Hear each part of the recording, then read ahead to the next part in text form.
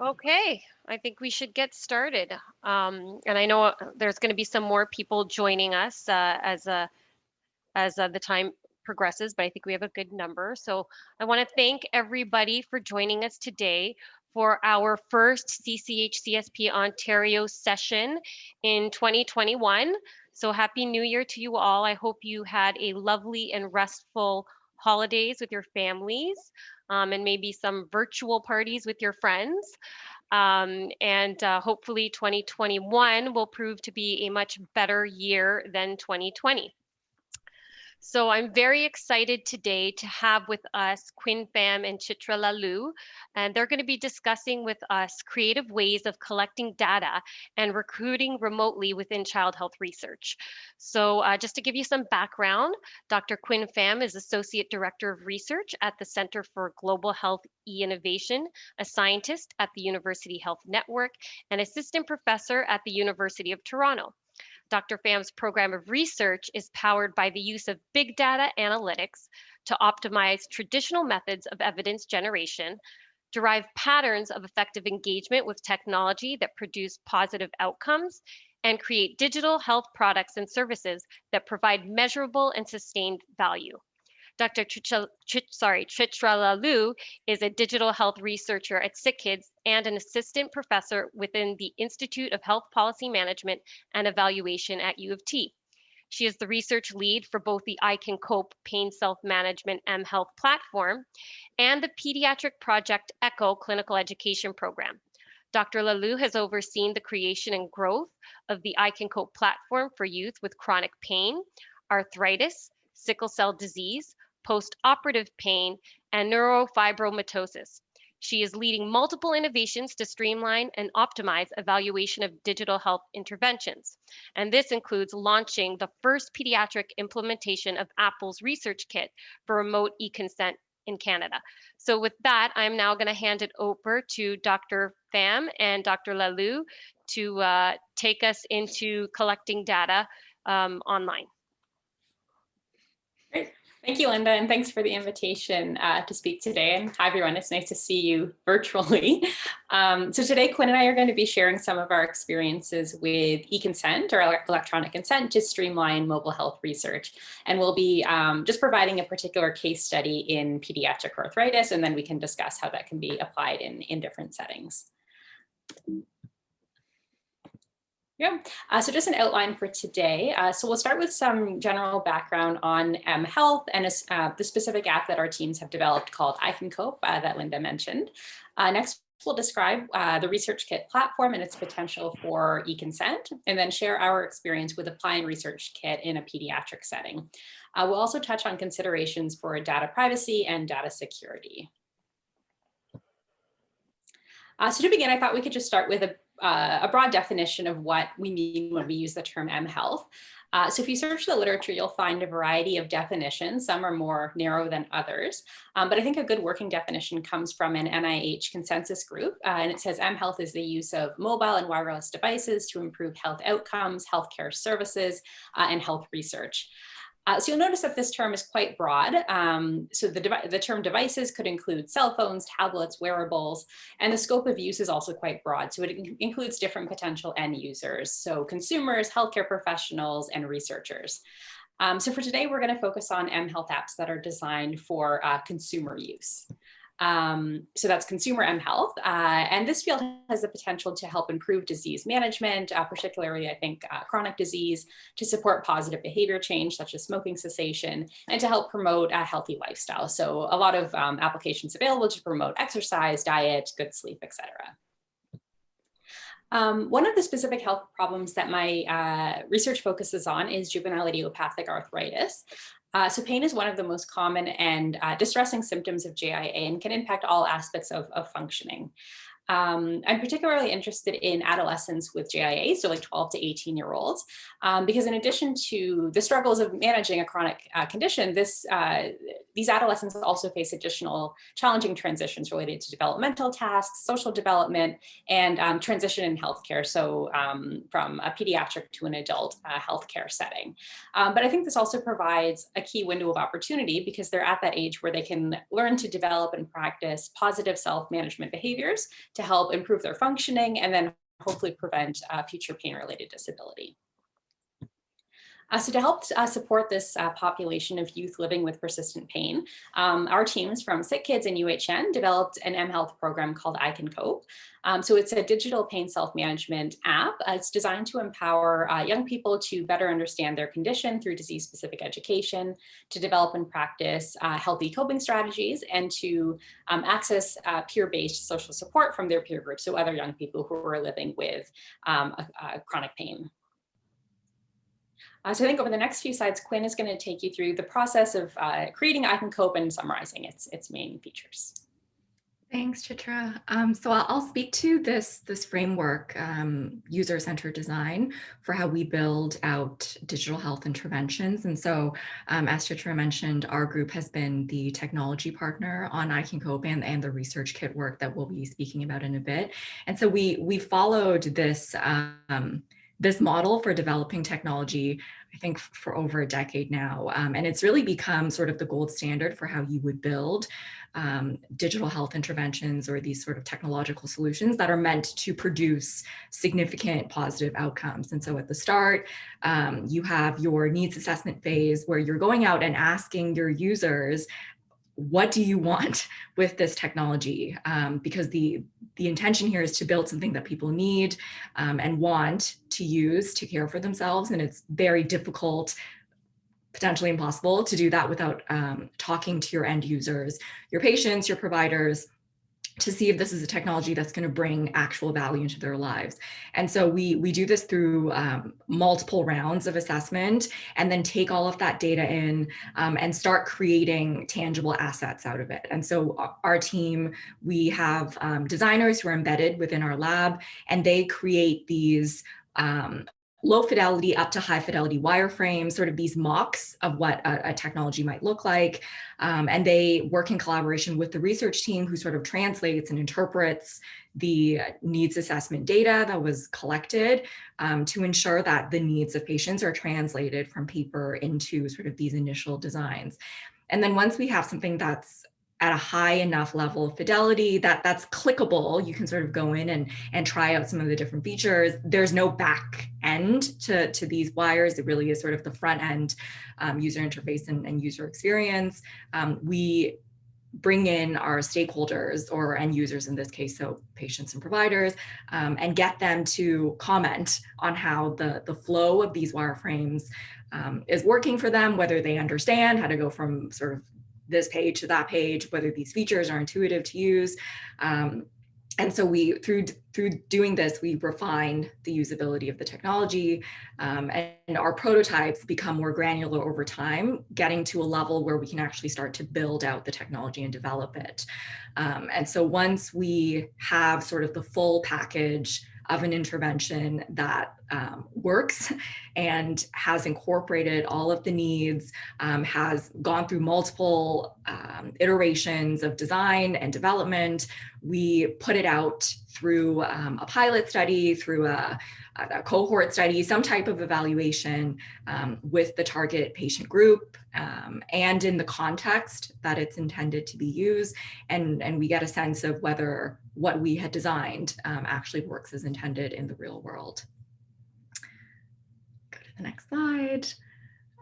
And so this is the result of this process that we've taken with the iCanCope application, which actually predates my time, I believe, because I think Chitra has been working on this portfolio with our team for at least 5 years.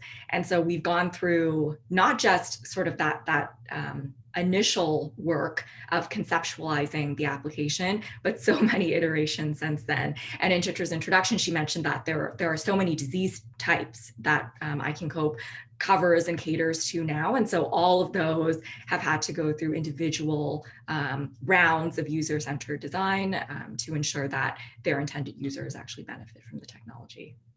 So I'll hand it back over to Chitra now. You provide. Yep, thanks, Quynh. And then these are just a summary of the current condition-specific configurations of iCanCope. So each configuration kind of leverages this core feature set of symptom tracking, goal setting, a library of pain coping strategies, and peer-based social support. And it's just the content itself that is adapted for the condition of illness. So you see, we mostly focus on adolescents. We have a couple versions for more young adults, so the chronic pain ranges 15 to 25-year-olds, and the version we're building now for neurofibromatosis is going up to age 32. So referring back to the user-centered design framework that Quynh outlined, the last stage of it was evaluation. So we're currently in the evaluation phase for the arthritis version of iCanCope that we're going to focus on today. So this is just a schematic of the pilot RCT that we used to initially evaluate the iCanCope JIA app. So we recruited adolescents with JIA from 3 hospital-based rheumatology clinics, so at Sick Kids, BC Children's, and IWK. Participants completed baseline measures and then were randomized to one of 2 conditions. So either the intervention, which was the full iCanCope app, or our control condition was attention control. So it was a version of iCanCope that only had the symptom tracking, but none of the other, what we consider more active self-management features. So it did not have the goals, the library, or the community. It was just simply a symptom tracker. So participants would use their assigned app for a period of 2 months, and then we did post-study measures. So this trial was recently completed and was just published this month, so that citation is just at the bottom there.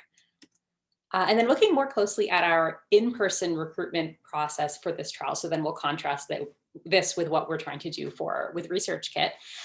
So at each of the partner hospitals, there was a local research coordinator or research assistant who met with patients in person at the rheumatology clinic. This was obviously pre-COVID, to assess interest and explain the study and then confirm their capacity to provide independent consent.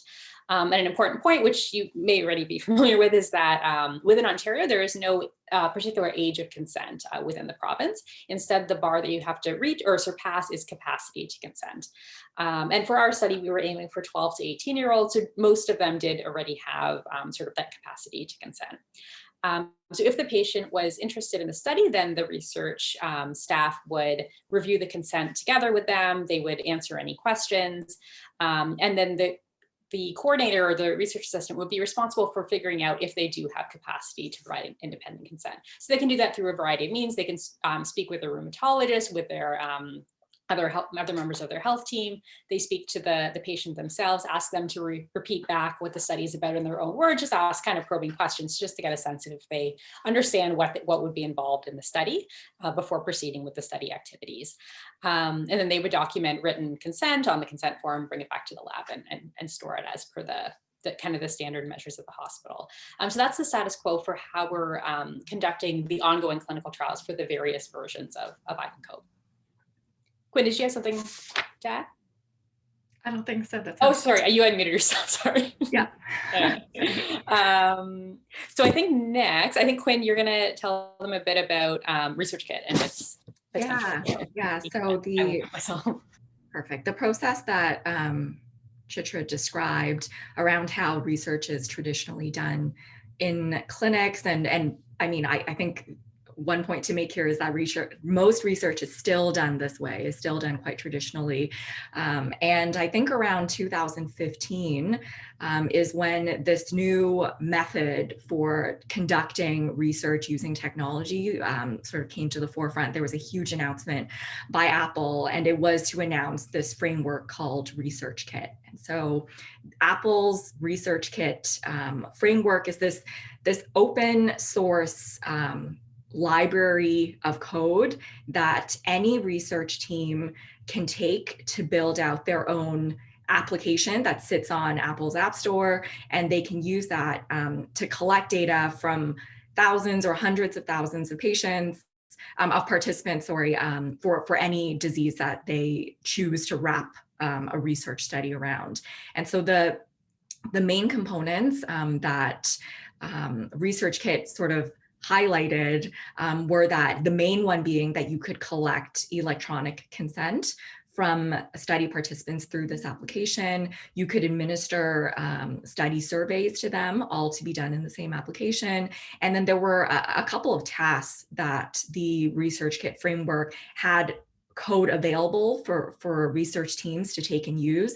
The things that I'm thinking off the top of my head that I can remember, there's like a tapping activity that you could do to test sort of mobility. There was like the 6-minute walk test that you could program into your application. So some of these sort of more standardized biometric tests were built into the framework, thereby allowing research teams that didn't necessarily have the technical expertise, developers, as an example, sitting inside their teams, they could go and hire a developer who would take this open source code from the ResearchKit library and be able to build out an application. And I think later we'll go into whether that actually is true. I think there's a lot of lessons learned from our team who has tried to do this, actually use the ResearchKit framework in the way that it was sort of sold when it was announced by Apple. And we've had some challenges along the way, but broadly speaking, this is what is available through the ResearchKit framework. And so I'll speak a little bit more to the eConsent portion of ResearchKit, because I think that's sort of the highlight of what we want to cover today, and something that I think certainly ResearchKit has made the greatest contribution is through this e-consenting framework. The consent process is complex, and I think anybody who has tried to collect informed consent from patients sort of knows the complexity of getting true informed consent from your study participants. And so through the e-consent module within ResearchKit, there's code that allows research teams to sort of break down this e-consent or this consenting process electronically to enable the collection of true informed consent. And so some things that you're able to do with the framework are to embed different types of media throughout the process. As an example, embedding a video at the start of the study screens to sort of give an overview of what this process might look like. And there are a lot of ResearchKit studies where it starts off with like the PI sort of describing the overall intent of the study and sort of the significance of it and how it's going to contribute to science. There are very structured screens that sort of break down the consenting flow. And I think Chitra is going to go through those, but there are sort of these buckets that ResearchKit sort of guides a research team to break their consent into. And I think part of that was to try to standardize the process. And I think that's been something that ResearchKit has been really good at as well, is sort of identifying these core components of exactly what consenting is meant to contain, and being able to build that out into sort of these disparate screens that a user can go through one by one and gain all of that knowledge in a very structured way. And so some common sections that are covered within the framework or that are sort of recommended for you to include: an explanation of how data will be collected, privacy considerations, how long you're going to be in the study. And then at the end of sort of all these screens, you get asked to sign to provide informed consent. And so there's the capacity for me as a user to provide an electronic signature with my finger, and then it records that within the application. And so there are some huge advantages to using ResearchKit or using eConsent broadly. A lot of it has to do with just convenience. And I mean, this used to be quite novel. And I mentioned that ResearchKit was launched in 2015 when I would say that 99% of studies were being done in clinics. And I think we've seen a shift with COVID, certainly, with our institutions allowing for the collection of informed consent or sort of the recruitment and onboarding of participants virtually. It hasn't been as widespread as I thought it would. A lot of studies throughout the pandemic, certainly at our home site at UHN, have just been paused. But the benefit of eConsent is that someone sitting from home can choose to enroll in a study at 7 p.m. And can sort of go through this process independently and self-enroll into a trial. And so with this ability to self-enroll and to enroll from wherever, access to research can really be broadened. And we've seen this in many of our studies, that the majority of our participants, come from the downtown Toronto core, come from sort of this GTA area, because these are the people who can get to hospitals. But if you just look at urban participants, you really miss out on the needs of patients who are living in community settings, in rural settings, who have very different, very limited opportunities to potentially participate in research. There's an opportunity as well through this consenting process being delivered digitally, being delivered virtually, to make it more engaging and to make it more understandable. And I think for many of us who've done consenting before, how it usually looks is that you give your study participants this like 20-page consent form, and then they sort of go through it really quickly. I don't know how anybody can read 20 pages as quickly as I've seen some of our participants sort of go through that, but it's because there's someone sitting there who's sort of talking them through, read this paragraph on page 2, because that's all that's really needed for you to understand, that portion of the consent. And so through structuring consent electronically and being able to add in different types of media, being able to have graphics to sort of break down the process, and even just breaking it down into sort of like these individual screens that have much shorter bits of text, it just makes it easier for many of our participants to understand exactly what they're consenting to do. And finally, the speed at which you can recruit into many of these studies, it drastically, goes faster through this electronic means. And so we've seen this in the ResearchKit studies that have sort of gained a lot of media attention, especially this one, the mPower study, which is one of the first ResearchKit studies that was announced by Apple. So I think in 2015, as part of the day that Apple has where they announce all of their new phones and their new computers, they also introduced ResearchKit, and they started off with like a list of studies that had already been vetted and endorsed by Apple. And the mPower study for Parkinson's disease was one of the first. It was like a landmark study because historically it's been extremely difficult to get these patients to recruit these patients into studies. And so I think at the end of that initial 6-month process, the research team for the mPower study recruited 9,000 participants. And so this was an unprecedented level amount of data. They had never, without this technology, it would have been impossible to recruit so many participants from across the states. So I think that caps off my introduction of ResearchKit. And so Chitra is going to talk through how we were able to operationalize the framework for the iCanCope application. And I'll comment on any complexities or any limitations we ran into. Oh, thanks, Quynh. So there have been many published ResearchKit studies, and Quynh highlighted kind of the most, I think, the largest one and the first one.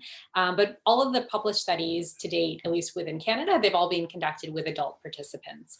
So the aim of this new study that we're working on now is to evaluate the feasibility and the scalability of applying remote eConsent in a pediatric setting within Canada. So focusing specifically on adolescents with arthritis. So basically what this study aims to do is pair the iCanCope app, which we introduced to you, with ResearchKit. So Quynh and I worked very closely with the Sick Kids Research Ethics Board over about a year period to try and figure out how we could transform the study screening and the study consent process from the traditional paper-based in-person format for ResearchKit delivery. So we're going to tell you a bit about our experience of sort of how that process went, and then tell you about the study design. So this really quite long process, so probably over a year. It was really an opportunity to try and distill and simplify the consent materials for the study. So like Quynh mentioned, a typical consent form is like a pile of paper. So for our iCanCope studies, usually it's like 5 to 10 pages because the studies aren't that complicated. But if you were doing like a drug trial or something, it could be like a 30-page consent form. So what we aim to do was to try and distill that 5 to 10-page iCanCope consent form into one section. So sections such as like privacy, time commitment, withdrawing, into one screen that could be displayed on a smartphone app. So that was a challenge, but like Quynh mentioned, I think anyone who has consented a participant, when they're reviewing the consent form, they know like what is the most important information, and they'll kind of direct the participants' attention to that 1 or 2 paragraphs within the entire kind of essay that they're asked to peruse. We also wanted to try and shift from just a text-only delivery to make it a little more engaging. So including a mixture of text and images and like interactive components to hopefully help people understand who have different learning styles. So this is a summary of the study design for the iCanCope ResearchKit study. So you'll notice it's sort of similar to the one that we did for the pilot RCT. So we're still aiming to recruit 12 to 18-year-olds with arthritis. They go through the ResearchKit enrollment and eConsent process. Then they complete their baseline study measures. They use the app for 2 months, and then they do post-study measures.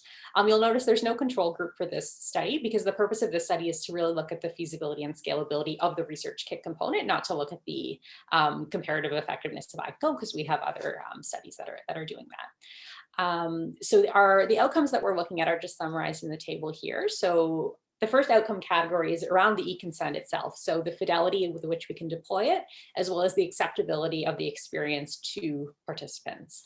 We're looking at, for the intervention itself of iCanCope, so how engaged participants are with the app. So Quynh has designed a really cool user level analytics platform called Abstract, used to be called Appy, which allows us to see at a very granular level, like how people are interacting with the app. So if they're setting goals, if they're reading articles, so all those sorts of data, as well as acceptability of iCanCope. And then we're also interested in looking at research experience. So probing about what was the motivation for adolescents to sign up for the study, what was their motivation for continuing on for 2 months, as well as their perceptions of the virtual study. So asking questions about if they felt supported by the research team, if they even noticed the research team, like if they would recommend such a study to their peers, if they would do a study like that again themselves, all sort of those sorts of things we were very interested in, because it's a bit novel to have this sort of study where there is like 0 face-to-face interaction. Everything is just through their phone and like receiving emails from the study team and things like that. So the next couple of slides just kind of summarize the various kind of screens within the iCanCope eConsent. So this was how we had distilled from the 5 to 10 page paper consent. These are the sections that appear, each one appears on a single screen on the app. So there's the welcome and pay attention, privacy, time, describing the surveys that are involved in the study, benefit and risk, advising that the study is not part of their medical care, information on what to do if they want to leave the study, rewards, who to contact if they have any questions. There's a comprehension quiz, which I'll talk about more in a couple of slides. And then there's a review screen where they can review the full kind of consent form. And then if they decide to take part, then as Quynh mentioned earlier, it captures their name and then their e-signature, which you just sign with your finger. These are some examples of what the screens actually look like. So ResearchKit has a tiered structure. So I mentioned that our goal was to try and get each section down to one screen.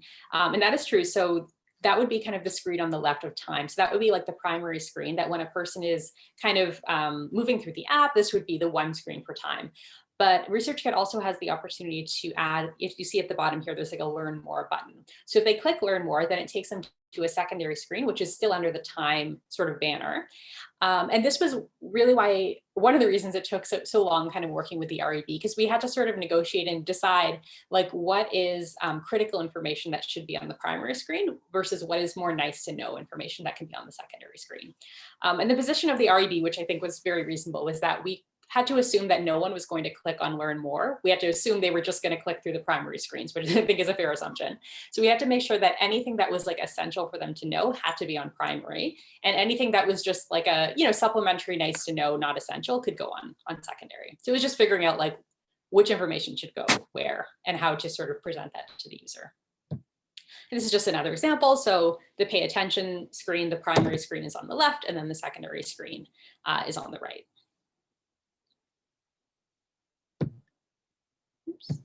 there we go. So this is the comprehension quiz that I mentioned. So this was our attempt to sort of address that issue of how do you know that the person who is going through your consent form has the capacity to provide independent consent, because we don't have the research assistant or the research coordinator who's having a face-to-face or even over the phone conversation with the person to sort of ask probing questions and figure out if they understand what's going on. So this comprehension quiz is a multiple choice quiz that they take after reviewing all the screens that kind of probes on the essential things that people need to know before deciding if they want to take part. So what is the point of this study? So that question is trying to making sure that people understand that iCanCope is not a diagnostic tool. It's like a self-management application, how long they would have to use the app, whether the survey questions would be upsetting for some people, whether their name would be stored with their study data, whether the app could replace seeing a healthcare provider, whether the study is voluntary or not, and whether they're able to leave the study or not. And they have to score 100% on the quiz in order to move on to the review screen where they can decide whether or not to take part. So if they do get a question wrong, then what the app does is it takes them back to the beginning of the consent process and asks them to review the entire consent again. And they're able to try as many times as they wish to pass the quiz. So we've published the protocol for this study in Contemporary Clinical Trials. So that's available if anyone is interested in sort of the details of the methodology and our experience working with the REB. So I think next Quynh is going to tell you more about the privacy and data security considerations that we thought about for the study. Perfect. Thanks, Chitra. I'm going to quickly mention as well, just building off of the comment on the collection of pretty granular analytics to study this process. I think we were quite worried, we were just concerned that we didn't have enough insight into how users were actually going through this process. And I think that was a concern shared by the REB.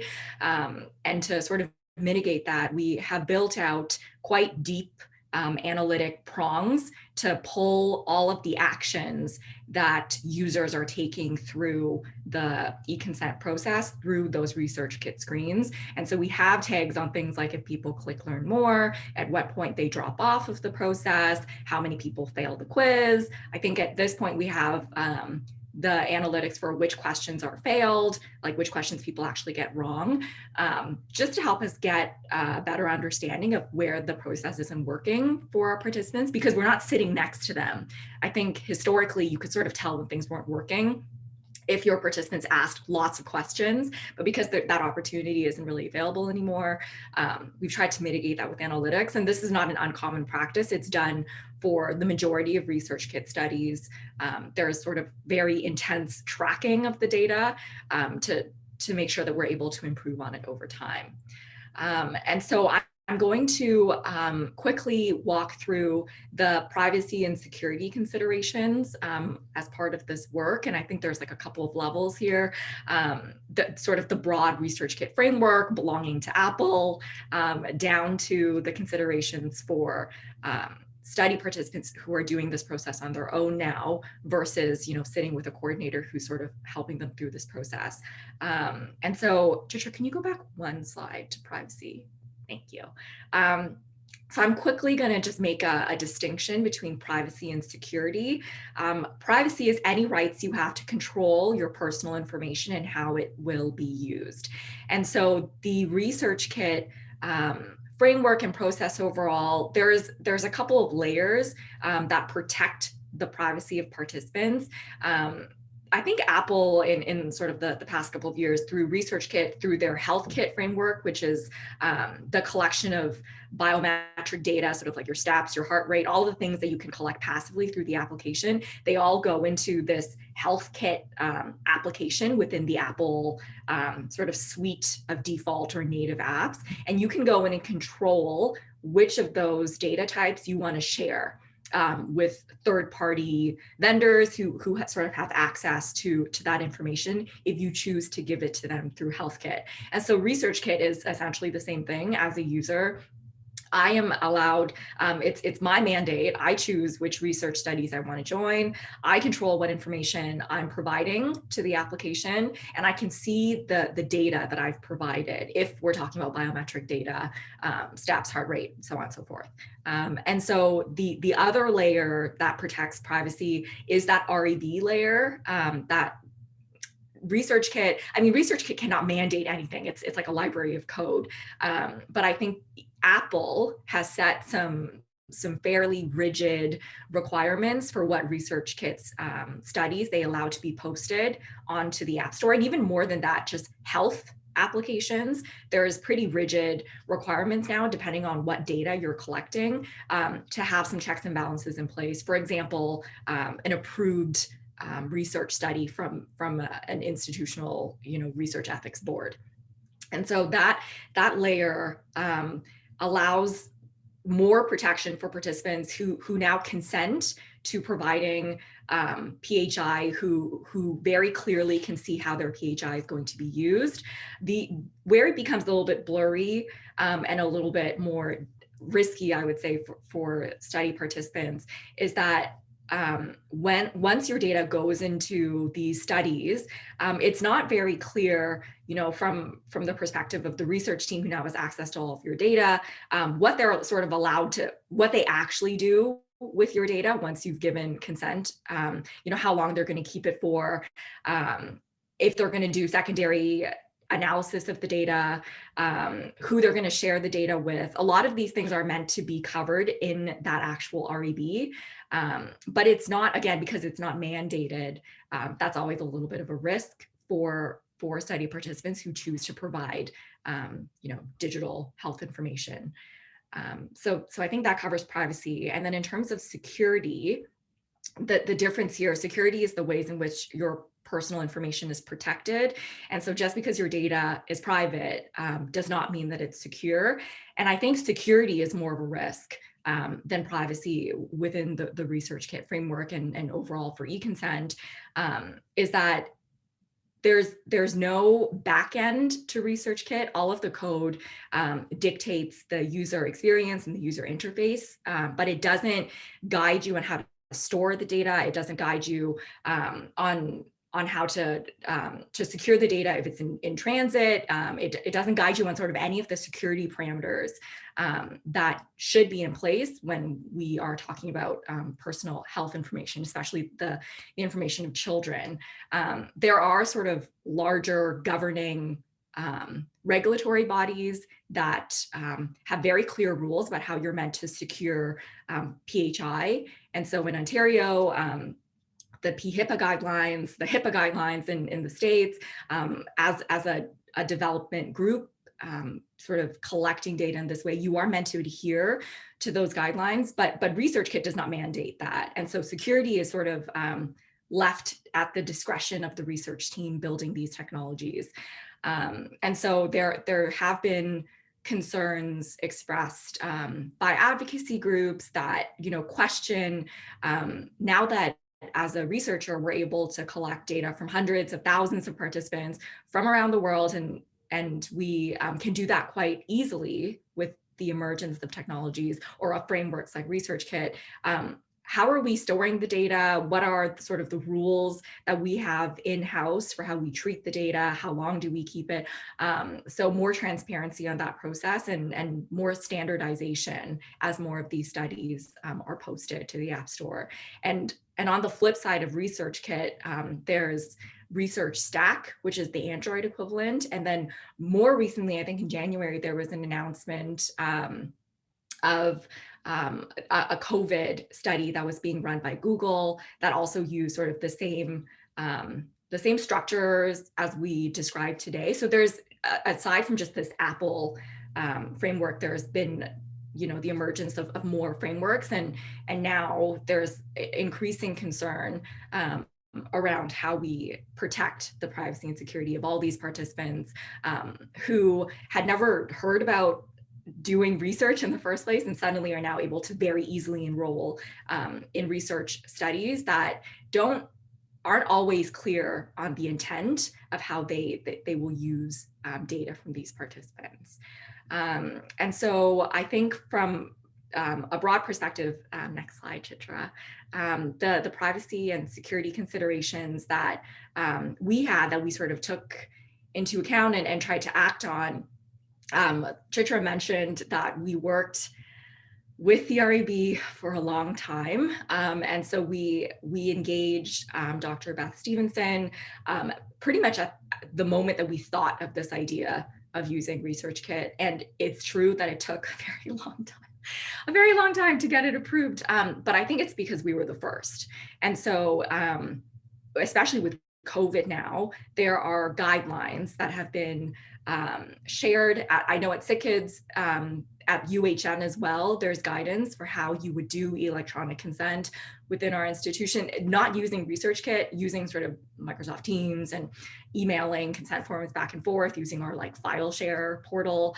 But there's standards now that you're sort of more easily able to follow. But in the absence of those, I think getting a blessing from the RAB to pursue this work and collaborating with them, sort of working alongside them, seeking counsel from them early, seeking counsel often, and maintaining that that relationship makes it easier for you to get approval later on, because then there's shared accountability between the research team and the research ethics board. So they don't feel like you are pressuring them to make allowances for things that they're uncomfortable with. It's that you sort of work together to come up with this workflow of how you intend for users to consent electronically. And so all of those sort of banners of time and privacy and like study duration, those were all negotiated with the RAB, and we've deviated from what the initial 5 ResearchKit studies have done, because there are local requirements. There were SickKids requirements that those large scale ResearchKit studies did not have.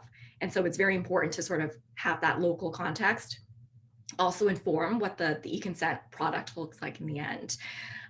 The second point here is to accommodate all literacy levels to ensure that participants are able to provide true informed consent and understand what it is they're agreeing to do. And so I think, Chitra, we were told to keep it at a grade 6 reading level.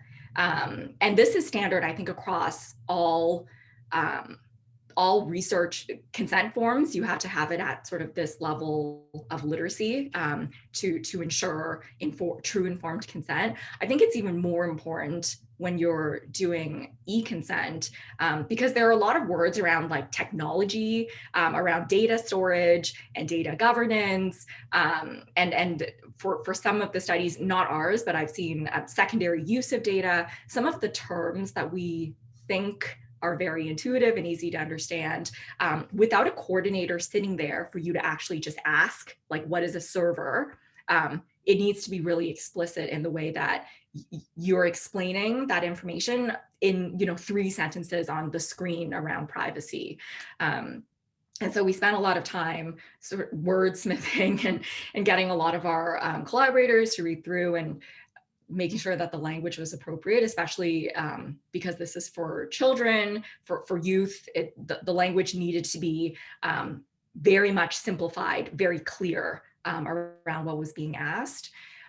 There have been recent studies published on sort of the appropriateness of electronic consent, of ResearchKit, for populations of low health literacy and low digital health literacy as well, people who've never used technology before to manage their health. The findings from those studies, the one I'm thinking of is the All of Us study. It was recently published. I think that was the one that was sponsored by President Barack Obama. It was like their personalized medicine initiative to collect like data across America. And they did a sort of a final analysis of the data and found that populations with lower health literacy were still able to provide true informed consent. And I think the quiz component does help, because it's like a teach back moment for you to just to really ensure that you know what you're saying yes to. And so they did find that, yeah, for lower literacy, it was still appropriate, but there were very specific terms that people didn't really understand, including research program, which was surprising because I think we all I mean, as people working in research, we know what a research program is, but that was like a word that really stood out to many people who had never enrolled in a research study before. They didn't even know what a research program was. And so from that process of mining data from like 500,000 people across America, there's a set of guidelines that are sort of recommended in terms of language around literacy. The third point here, leveraging technological capabilities to store personal health information. So this is quite technical in nature, but I think what I wanted to get at was that we want to leverage the inherent nature of technology and what it can allow us to do quite passively to protect our data. And so within the structure of how we store all data collected in iCanCope, and also all of the consenting data, specifically like the signatures, the names of participants, we have a very rigid access, sort of role-based permissions and controls of who can actually look at that data. And so Chitra, as a PI on this work, myself as someone who's analyzing the data, we're able to see the full scope, the full breadth of data being collected, but I lock certain fields of the data, names, email addresses, for analysts on our team, for our developers who aren't able to see that data, so they don't know who it belongs to. The use of sort of pseudo anonymization, replacing personal data with hash values is like a random string of data that has a key that you're able to sort of unscramble the data and get back to what it actually was, is a pretty common practice to sort of hide the true value, the values that are being collected for people who aren't meant to see them, without sort of destroying the integrity of the data. And so that's something that you can build in to your servers, to the way that data are piped into the servers, that protect the privacy of the people contributing the data. And then encrypting these data, having these protocols in place to secure the data as a user enters it into the application and as it goes into our servers at the University Health Network. Actually, I think at some point we shared servers, and I think we still do, between sick kids. We sort of have like a data haven that's shared between our two groups, just ensuring that whatever standards we use for our research data match the standards used for electronic medical records data, for all data that are sort of streaming through our hospitals, that same level of rigor is being applied. And then finally, we have there's a framework or sort of a philosophy of privacy by design, which is where you think about the privacy practices that are required for working with personal health information as you build technology. And so we engage in a lot of internal processes, and we train our staff to ensure that we only collect and see data that we need to see, and not what we want to see. So we don't collect information just for like the hell of it. I mean, if there's no intended use for it in the future, we're not building registries. And so we're quite thoughtful about exactly what we collect and how we store. And we try to keep up to date with sort of emerging policy around new gold standard privacy measures that other institutions have adopted, and we try to sort of stay ahead of that. And that leads me to my final slide around the quality management systems that are in place in our lab to ensure that we sort of meet all of the regulations for building technologies that can collect personal health information. And so the slide you're seeing here, the QMS process, the quality management system standard that we follow is the ISO 13485 process for allowing groups like us to manufacture medical devices. And so while iCanCope is not a medical device, our group runs processes that allow the manufacturing of class 1, 2, 3 medical devices. And so just because iCanCope doesn't fit into that standard, it doesn't mean that our practices change.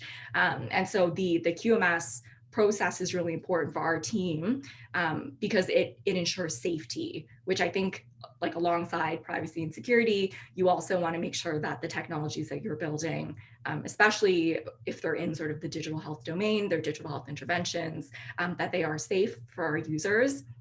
And so a lot of the processes that we follow are mandated by this QMS process.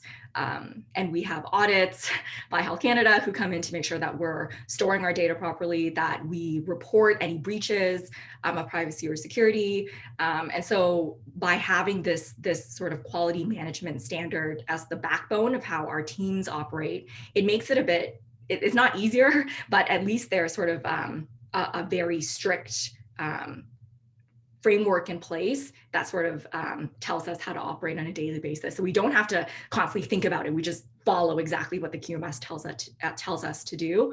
So that's been a huge help in getting us to adhere to some of these privacy and security considerations that have been, floated by other research teams where they've had issues with it. We've been able to sort of mitigate that through our existing, the way we operate as a lab.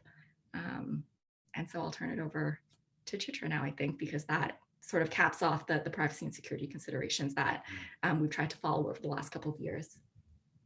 Yeah, great, thanks, Quynh. So just as a summary slide of what we talked about today. So the current status of the iCanCope ResearchKit study has been approved by the SickKids REB. It actually went through full board review, which is unusual for the studies in our lab because they're generally low risk, but just because of the innovative component of the eConsent, it went to the full board. Study recruitment is currently underway. And as Quynh mentioned earlier, we are capturing detailed analytics to characterize the feasibility of ResearchKit for remote onboarding and eConsent in this pediatric arthritis population. We're collecting qualitative and quantitative data to assess participant perceptions of the eConsent process and the research experience. And we hope that these findings will help to inform future pediatric mHealth research. And an important note, so this study focuses on adolescents with the capacity to provide independent consent. And I think if successful, then this ResearchKit eConsent model could be adapted for other contexts. So for example, children who do not have the capacity to consent, so that would be more of an assent situation. So that would be an even greater challenge, a much greater challenge than the adolescents with capacity that we're focusing on now. It would require extensive discussions with the REB, with patients and families, and with other stakeholders. So thank you very much. That is all of our slides. I just wanted to acknowledge the members of the IOSH Pain Lab, members of Quynh's lab at UHN, as well as the key people at the REB who were so instrumental in helping us to get the study approved and underway. So Dr. Beth Stevenson, who's the chair of the SickKids REB, and Maria Suarez, who's the REB coordinator that we worked with very closely to get this approved. So thank you very much. So I guess, Linda, is it? Yeah, that was fantastic. Thanks so much. It was a great presentation with a lot of detail. Really do appreciate it. And you guys are doing some fantastic work. So now I'm just going to open it up to our attendees. It looks like we have about maybe 6 minutes before we hit 1. So if anybody has any questions, please feel free to turn off your mic and ask the question. Or if you're uncomfortable speaking, you can also text it in using the chat box. I have a question, actually. Thank you so much for the talk. And I'm not actually sure what the legal rules around informed consent are to begin with. So this is sort of coming out of ignorance, but what's the difference, I guess, between a paper form and then having online forms? I know online consent already is a very fuzzy legal area, like with like Facebook, like rights of use or whatever. So how does that work with informed consent? I can take a stab at that. Thanks for the question. Peter, was that? I think that was who was speaking. It's Zoom is a little bit funny. Let me actually, I'll stop sharing my screen. That's better. So that is a good question. So from the legal, I guess, perspective, because the content of the consent form is approved by the Research Ethics Board, I think the legal ramifications are the same, whether it's on paper or whether it's digital, because there were certain elements, some language within the consent that the REB told us straight up that we couldn't modify because that had gone through SickKids legal. So that, I think, in terms of the legality of the consent, it's identical, because we do have that same board that the REB is providing the ultimate kind of approval for that document. Does that answer your question? Yeah, I think so. I think it was just interesting because I know with other websites and like consent forms for using their service, and I've heard of like legal challenges where those forms aren't exactly held up because people don't actually read them. But I guess in this case it's different because you are sort of forcing the user to read through it. Yes, exactly. So it looks like we do have one question that's been texted in. I'm just going to read it out, and it's from Renee Pang. It says, what kinds of servers are used to manage uploading, transfer of data, secure clouds? How much does it cost to store the data in a secured cloud at your institution? I can take this question.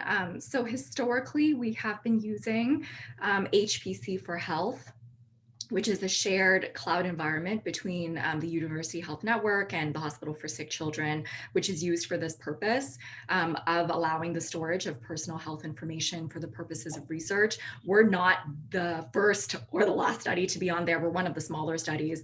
HPC for Health stores registry data.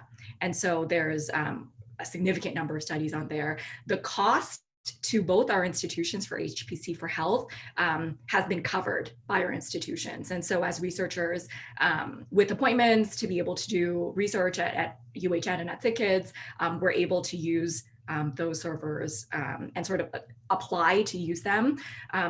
If I can switch to our own lab of storing data, we use a couple of different servers. We have Google Cloud, the version that is with the data centers in Montreal. We also have UHN digital servers, so on-premise servers that we do pay for quite a lot to be able to store data across all of our applications on premise.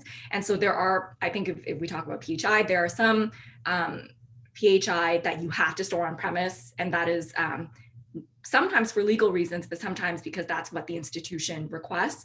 And then there are others, our analytics data, as an example, can be stored in Google Cloud, but the servers have to live in Canada. And so there cannot be any data that leaves the country. And so costing depends on some of those solutions. Certainly for Google, they charge you, they don't charge you based on how much data you put into the cloud, which was something I discovered this year. They charge you on how much analysis you do on that data. So you get charged a little fee every time you query the data or you run something across all of those data.